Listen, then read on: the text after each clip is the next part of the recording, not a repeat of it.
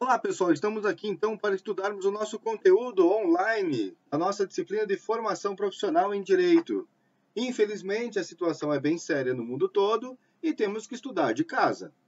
Então, como eu já tenho um certo entendimento de como as coisas funcionam, eu vou tentar elaborar para vocês aqui uma aula hoje, trabalhando um pouquinho aquilo que nós conversamos na aula anterior, da quinta-feira passada, discutindo, pensando, analisando alguns elementos que foram deixados em aberto na aula anterior e apresentando também a temática da aula de hoje e logo em seguida também algumas atividades práticas para que vocês possam compreender o conteúdo, possam analisar o conteúdo em casa.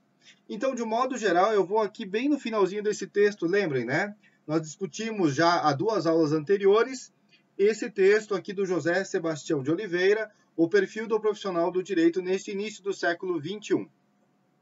Vou baixar aqui para vocês, então, aonde eu queria acrescentar ainda aqui alguns elementos. E assim eu vou depois trabalhar com vocês mais outro texto ainda na conversa com vocês hoje. Turma, olha só. Das conclusões, o que eu acho muito importante que o José apresenta no texto dele é algo que deve ser pensado com vocês aqui, então.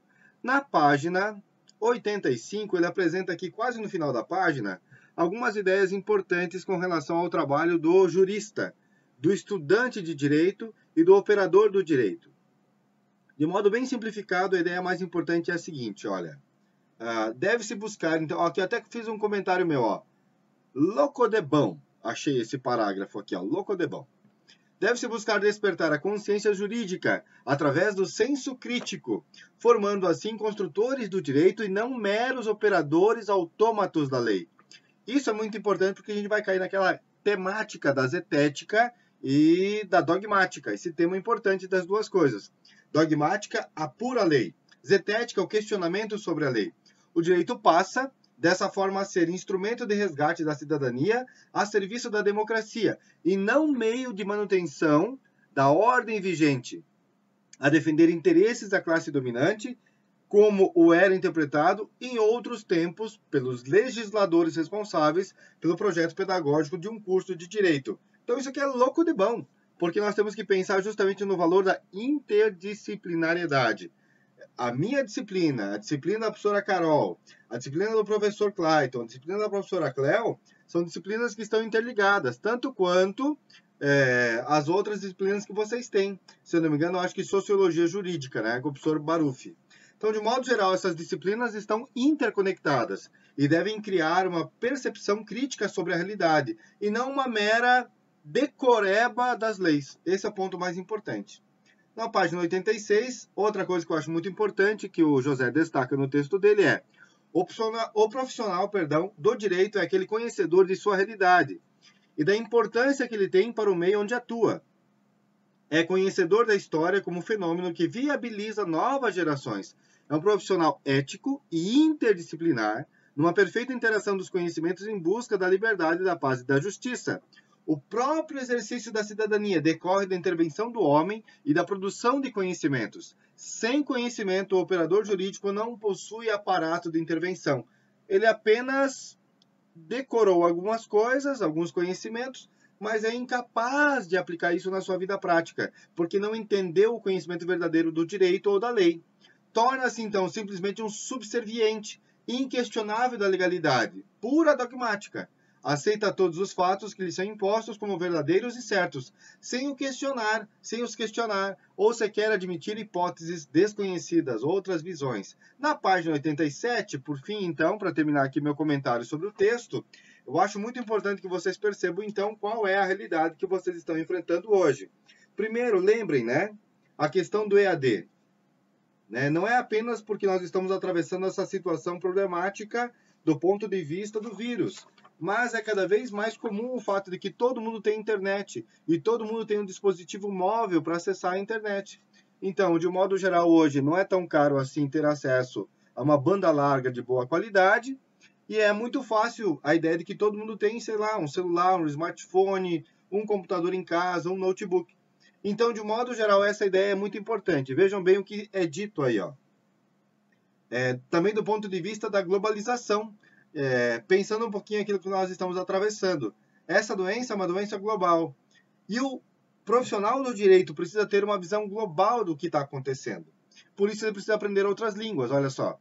Na nova realidade do século XXI, é que o profissional da área do direito que for disputar o mercado de trabalho, que se encontra muito mais competitivo do que há 20, 30 anos atrás, ou quando esse texto foi escrito em 2003, precisa estar preparado não somente pelo conteúdo programático do seu curso específico, mas também ser uma pessoa bilíngue ou trilíngue, ter o conhecimento básico da informática e, quiçá, de outros cursos complementares, e ainda ser uma pessoa muito bem informada sobre os fatos históricos, sociais, econômicos e políticos passados, presentes e futuros, talvez, não é? Ao mesmo tempo perceber, né, que hoje, por exemplo, do ponto de vista do MEC, do Ministério da Educação e da Cultura, de um modo geral, disciplinas EAD, por exemplo, ou conhecimentos EAD, eles fazem parte de quase todos os cursos de graduação. Tanto é que o MEC aprova hoje pelo menos 20% das disciplinas EAD, mesmo que você faça cursos presenciais, como é a experiência que vocês estão atravessando na primeira fase. E é bem provável que esta demanda amplie-se de 20% para 30% ou 40% da carga horária completa para o EAD. Então, são situações que nós estamos enfrentando e vivenciando no nosso tempo atual. Ok? Então, esse é o primeiro texto que você já conhece, que nós já trabalhamos, que eu quero mostrar para vocês aqui rapidamente, ok? Vou disponibilizá-lo também no portal EAD, mas eu sei que vocês já conhecem o texto e têm acesso a ele, ok? Já passo agora, então, para o segundo texto.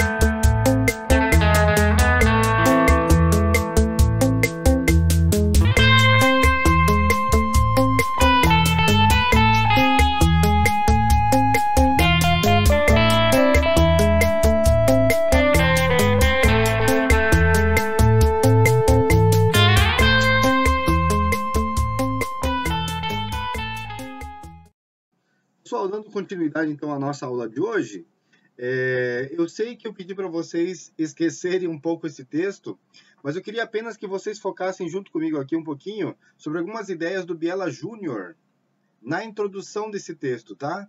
Porque assim, a linguagem do Biela é uma linguagem muito acessível, perto da linguagem de outros juristas ou advogados. É uma linguagem muito bacana para quem está começando no curso, então. Eu vou tentar, dentro do possível, conseguir o texto completo. Eu ainda não consegui, ele tem um valor meio excessivo, na minha opinião. Poderia ter um preço um pouquinho mais barato, mas eu acho que a maneira como ele trabalha é uma maneira muito tranquila e boa para se entender um pouquinho alguns aspectos da ética profissional dos advogados. Então, eu vou baixar aqui rapidamente, na introdução que eu destaquei, tá? Que seria aqui então na página 29, ok? Ele coloca algo que eu acho muito bonito a partir do Eduardo Couturi, que são os 10 mandamentos do advogado. Eu acho muito importante que vocês prestem atenção naquilo que apresenta aqui na introdução. Estuda, pensa, trabalha, luta, seja leal, tolera, tenha paciência, tenha fé, esqueça às vezes, olvida, né? Então essa é uma expressão muito comum em espanhol, mas ele coloca aqui então justamente a ideia da palavra ouvida. Concluído o combate, esquece tão prontamente tua vitória como tua derrota e parte para outra. Porque justamente esse é um tema interessante. A advocacia é uma luta de paixões, de interesses, de batalhas, e sem rancor nós devemos seguir em frente, porque senão é muito tempo perdido com mágoa. E ama a tua profissão. Logo em seguida, no capítulo 1, ele coloca aqui o grande problema que vocês vão enfrentar como operadores do direito, mas eu acho que qualquer pessoa em qualquer profissão também enfrenta. A ética está presente o tempo todo em nossas vidas, pois ela é a reflexão sobre a própria conduta para saber como agir e o que cada um pode fazer no seu dia a dia. E por essa razão são necessárias as regras para que não ocorra uma desarmonia social, pois todos os homens têm uma grande variedade de objetivos que conflitam com os objetivos de outras pessoas. Daí, logo em seguida, nesse texto, ele apresenta o que é ética segundo alguns livros e dicionários. Mas eu queria que vocês pensassem aqui na página 32, perdão, essas perguntas fundamentais, porque ética para mim é um tema muito interessante, porque, sei lá, desde os meus 18 anos de idade eu estudo essa questão.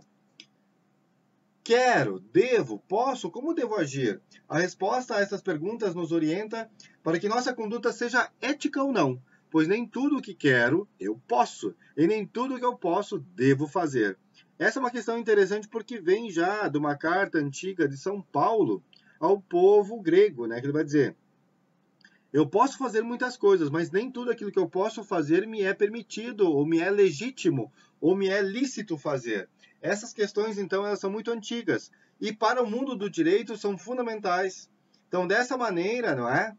Nós estudamos a ética há muito tempo. Entretanto, me parece que a ética nunca é um assunto fácil de ser compreendido, porque há muitos pontos de vista sobre esse problema.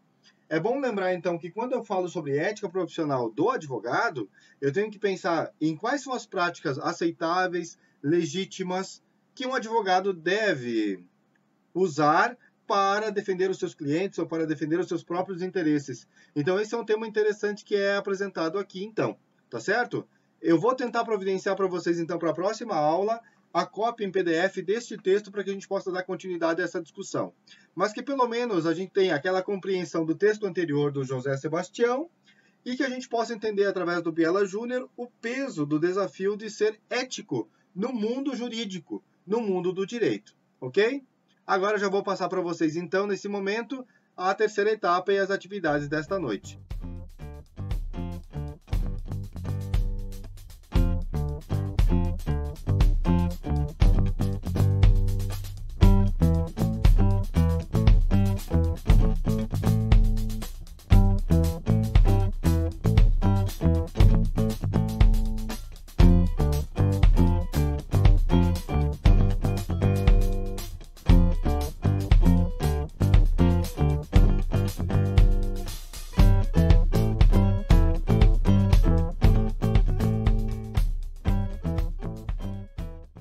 Pessoal, então, para encerrarmos a nossa conversa de hoje, repasso para vocês agora um texto bem breve sobre ética pessoal e profissional sem hipocrisia, de Gabriel Lacerda e Tiago Bottino, a partir da FGV, né, do curso de Direito da FGV, Rio de Janeiro, que vai falar um pouquinho sobre a questão da ética, não é? De maneira muito simplificada e geral.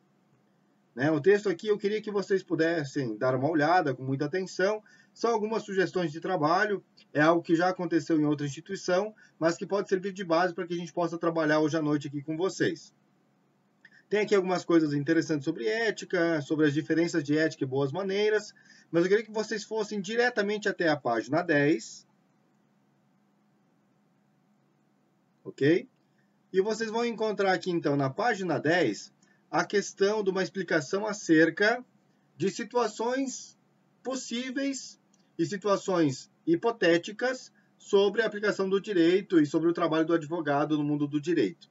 Então, aqui tem uma explicação, problema real, acho importante ler, tá? Vocês vão ler pelo menos, então, até essa parte aqui dos problemas hipotéticos, ok? Dilemas éticos de um jovem advogado e fatos, tá bom? E eu queria que daí vocês fossem até aqui a página 13, lendo algumas coisas, e tentassem se situar no problema do caso do atropelamento, que é o problema 10. Se alguém não viu esse filme, Relatos Selvagens, vale muito a pena assisti-lo. Ele é bom, ele é interessante para vocês pensarem uma situação concreta na qual um advogado precisa resolver um problema muito sério de um menino que comete um atropelamento de uma mulher grávida. Então, assim, a história vai ser contada aqui. E eu queria que vocês tentassem depois ali no fórum, na atividade avaliativa, apontar o problema e tentar imaginar uma solução, mesmo que vocês não tenham o conhecimento jurídico necessário para isso. Queria que vocês tentassem argumentar hoje, nessa noite, algumas ideias com relação a isso, ok? Também vale a pena assistir este filme completamente. Ele é um filme de 2 horas.